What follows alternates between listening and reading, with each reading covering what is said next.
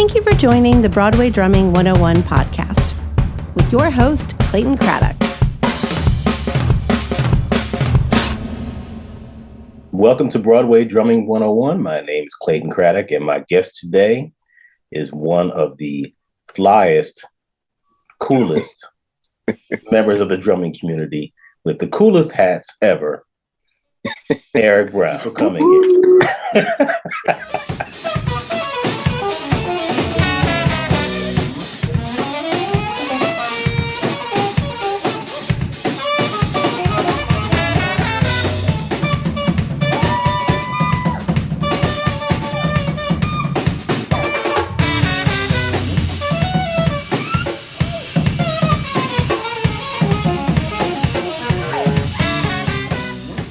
Subbing is like a 2.5 hour heart attack. Yes. Thank you, George Farmer. That's exactly what he told me, bro. He came up with that phrase. He came up with that, and the way he did it was just so cold, because I think it was my first night getting ready to sub on Broadway, and we're in the dressing room, and he's like, "Look, just relax. But it's, basically going to be like a 2-hour heart attack." He told me relax, but it's going to be like a 2-hour heart attack. I was like, "Thanks, George."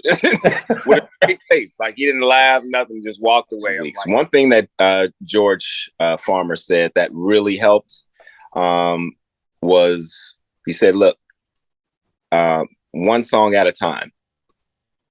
One song at a time. Just look at the show that way. Try not to look at it like this, like all of this music. One song at a time. And do not live in your mistakes. You make a mistake, you got to really, get your zen on. Keep moving. You know what I mean? You start to digress, then your playing begins to digress. You cannot do that. I mean, on any gig, but especially in, Broadway. You got a whole show going on here. Keep going." That's great advice. One song at a time. Yeah.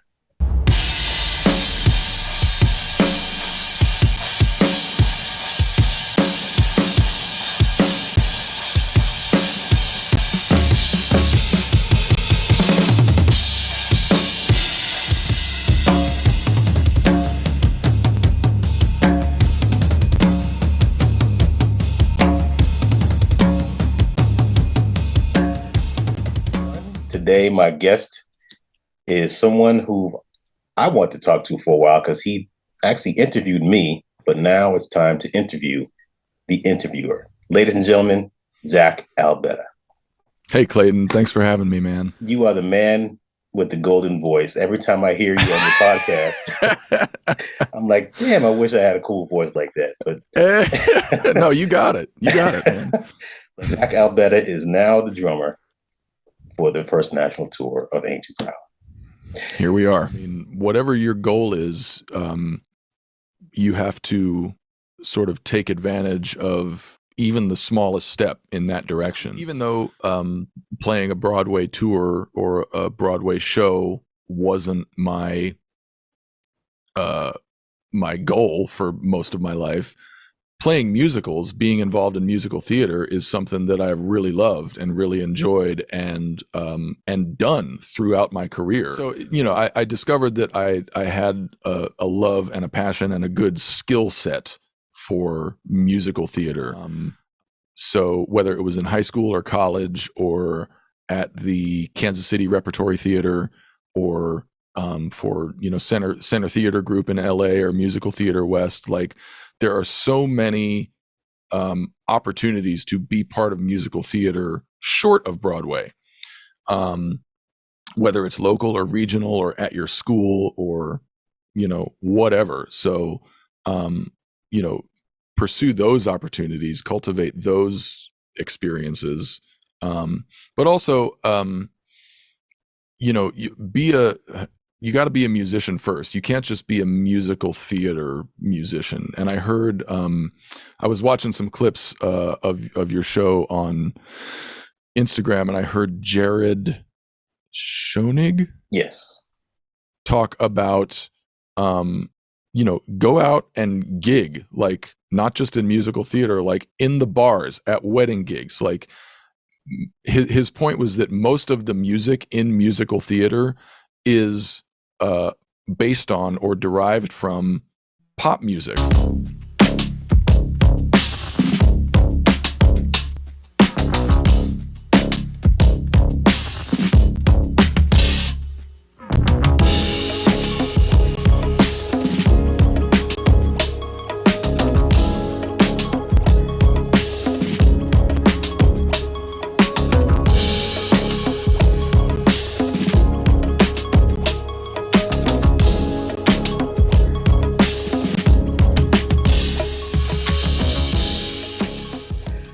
welcome to Broadway Drumming 101. My guest today is Sam Merrick.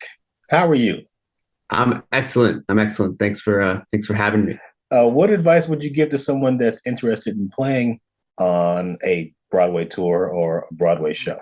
My advice would just to be fluent in different styles and learn how to play them authentically. Like what MDs and orchestrators and contractors are looking for these days are people who can, again, like create energy in the room through playing, through their drumming. And you can be a drummer who like really just brings energy and brings fire and plays with intention and authenticity to that style, whatever that may be.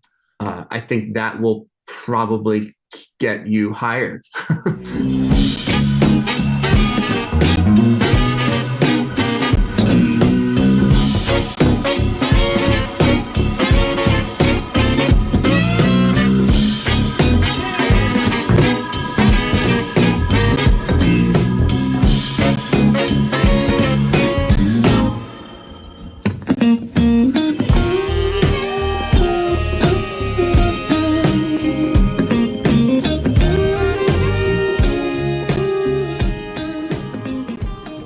Thank you so much. Happy to be here. I'm glad to have Jordan Rose on my podcast today.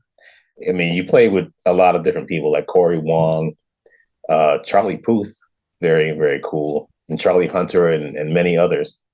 What led you to the path to meeting Jake Goldbass and subbing for him at Dear Evan Hansen? Well, the answer to that is Jamie Eblin. Jamie became a dear friend of mine just over the years of living here.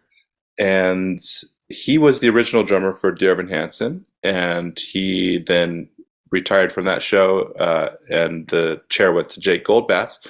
So I began subbing for Dear Evan Hansen with Jamie as the chair holder, and then continued on with Jake. Has Aaron's got you involved in any new musicals coming up? No, not at the moment. All right, I'm about to call him now and tell him. Yo. I could call him. Yeah. Because I'm on speaker here, so should I do it? And maybe you could ask him, his advice for drummers. Live on the Jordan. Aaron's, what's up, man? What's up, man? How you doing? I'm good. Good. Here's a problem. You pick up the phone for Jordan, but you don't pick up the phone when I call. This is Clayton Craddock here. Oh my God. I'm interviewing Jordan for my podcast. You're live on the podcast right now. So you put me on the spot a little bit, but it's also actually kind of serendipitous because I was thinking about that this morning because I get emails as a contractor all the time from people who say, hey, I'm new in town, or hey, can you put me on a show, or hey, what do you got going on, or just putting out feelers, just trying to get seen and get heard. What do I say that's not like a template, like the thing you always say, like, hey, I'll keep you in mind, thanks for your information, like that kind of standard thing. And I was like, man, I think people have to sub, people have to like get out there and sub, because I was thinking in my mind of the list of people that like were kind of new to me. and how I got to them to be some of my favorite musicians. Like, how did that happen? And it's always word of mouth because they're like subbing, or some other drummer I respect, said, man, you got to check out this cat. He's burning, and then I'll be like, where are they playing? Who, and you hear that enough. And then those are the people that you end up calling. So anyway, which leads me to Jordan.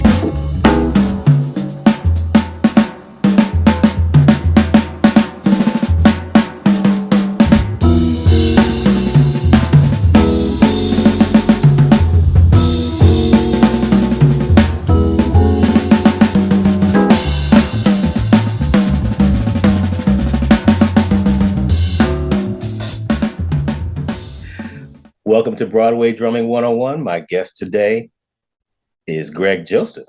His debut album is called Drop the Rock. First of all, welcome to the Broadway Drumming 101 podcast. Thanks, Clayton. Really happy to be here, man. But tell me about your album, Drop the Rock, and what does it mean to drop the rock?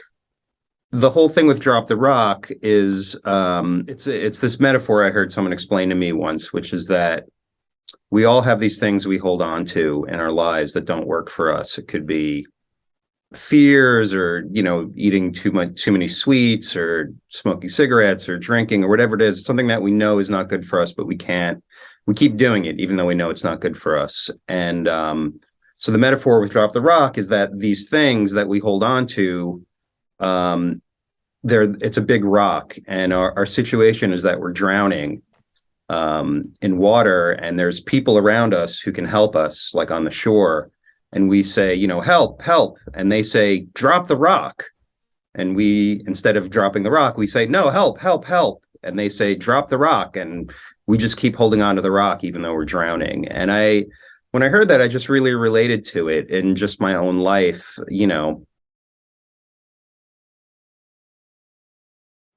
Well, the first thing I would say is, like, I think every musician should move to New York for at least a year. I think it would just be a really good life experience. I mean, it's someone who wants to play shows, who's like, I'm going to move to New York and I want to play on shows. I mean, I guess I would ask them, like, do you love playing Broadway? That's the first thing I would ask them. Is like, is this what you really love doing? And if they say yes, and they're a good drummer, I'll say, you're going to conquer the world then.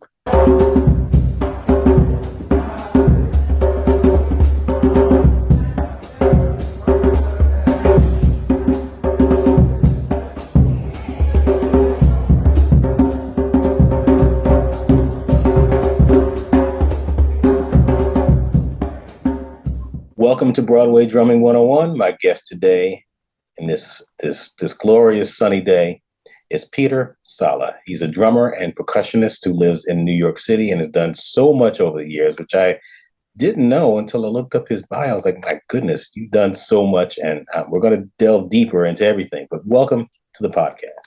Thank you very much. And actually, I'm glad I give the impression that I live in New York City. I actually live in New Jersey. So I've fully accomplished that, my mission of making it seem like I live in the city. Good. Tell everybody about what you have to do being the in-house contractor, and what does it mean being a shop steward? In-house contractor and shop steward. So one is administrative, and the other one is more of a labor oriented, union adjacent position. In-house contractor is, I affectionately think of myself as the homeroom teacher for the orchestra. The main jobs are just to do payroll and to make sure that everybody is in their seats by the time the show's ready to start. And, both for the Act 1 as well as Act 2. I enjoy it because I like talking to people. It's not just talking to percussionists at that point. You're talking to every chairholder and every sub for every chairholder on some level. Every time our show got extended, it was a success, but then that meant new contract, new pay rates, new terms, new everything. And so there was a lot of phone calls, a lot of business that needed to be attended to, where the union who does the actual negotiation for the musicians needs to be aware of what the musicians need, and that contact person who helps that awareness and that two-way communication happen is the shop steward. Very commonly, it's the same person as the in-house because of that. Again, they have these existing pathways of information and relationships, and so it doesn't have to be, but it tends to be. That's my understanding. Like, you know, the people that you have on this show are, to my mind, like just the people who have accomplished a lot of things. They have longevity, they musicianship, great interpersonal presence, like just good people in general, good musicians, good business people, artists, of all different things. So just to, you know, for you to bring me in, I'm just honored to be like just having that association. So thank you for bringing me in and for giving me an opportunity to, you know, talk a little bit about my little experience within this world.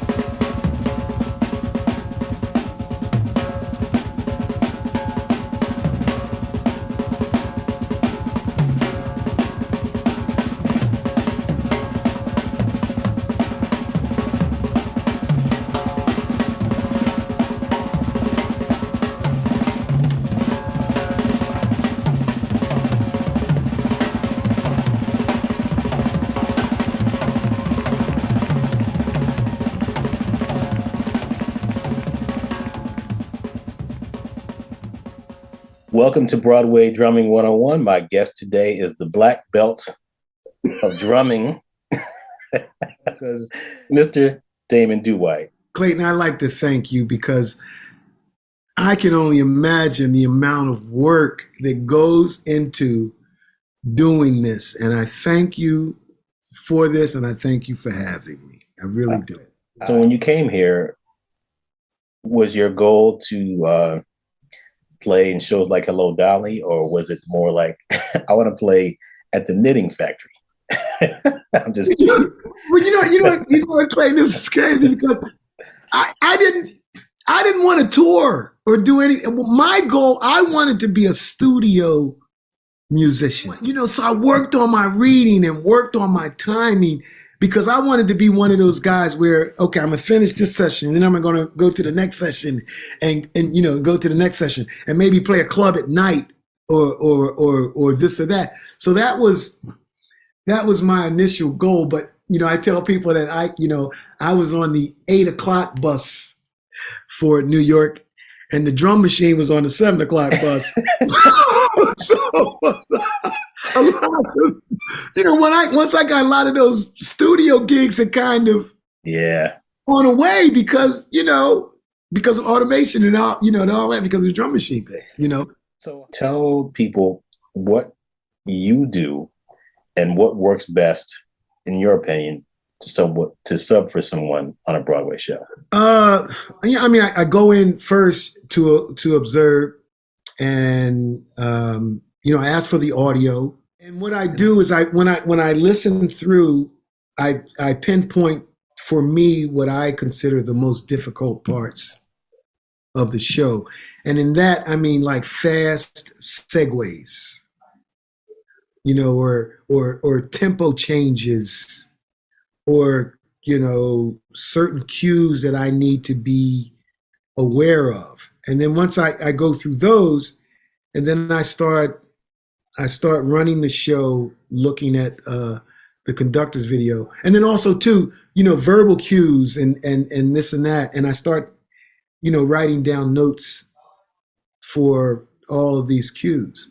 And then once I get to the point where I'm just practicing with the conductor's video, then it's like, okay, I'm doing the show. I'm at that point now where this is my final process for preparation, is to start playing along with the conductor's video. And another thing too, what I do is I go in and take a photo of the drummer's setup, and I set my drums up as closely as I can to how they have their drums set up. And I practice like that. Yeah, and you know, I mean, I almost make it a conscious effort to not be comfortable when I'm practicing, because like you said, you're going in sitting at a kit that you cannot adjust. So, and that's what it is. So I need to start getting used to, and I don't want to say not getting comfortable, because in practicing, hopefully by the time I go in there, I'm comfortable, because I've practiced like that with my kit set up as close to what they have as possible, you know.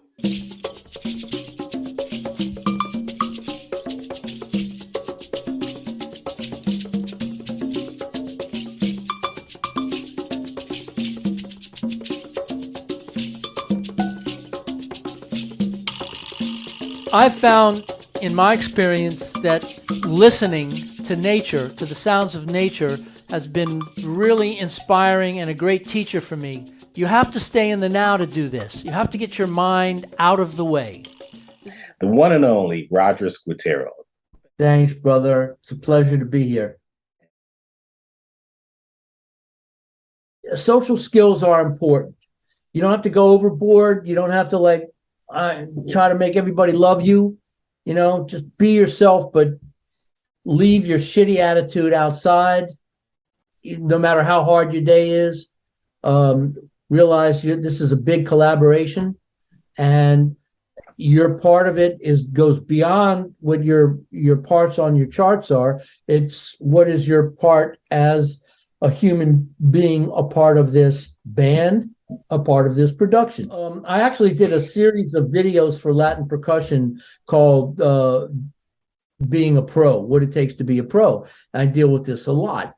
You know, and I learned this from watching some of the masters like Sammy Figueroa, how he could walk into a session in a room and 10 minutes later have everybody laughing and just so happy that they're there with Sammy. You know, I saw that, what that personality can do for a date, for a career. And I realized that's something that needs to be developed. You know, nobody wants to play with an asshole. Somebody's always expecting there's going to be an asshole. So who's it going to be? I hope it ain't me. So you got to come into a scene with the right social skills. And if it's not in your nature to be outgoing, if you're a quiet person, shy person, that's perfectly fine. Just don't bring negative stuff to it. You know, just thanks, Clay. By the way, you're really great at this, and congratulations on expanding your universe. I'm sure this is going to continue and go further.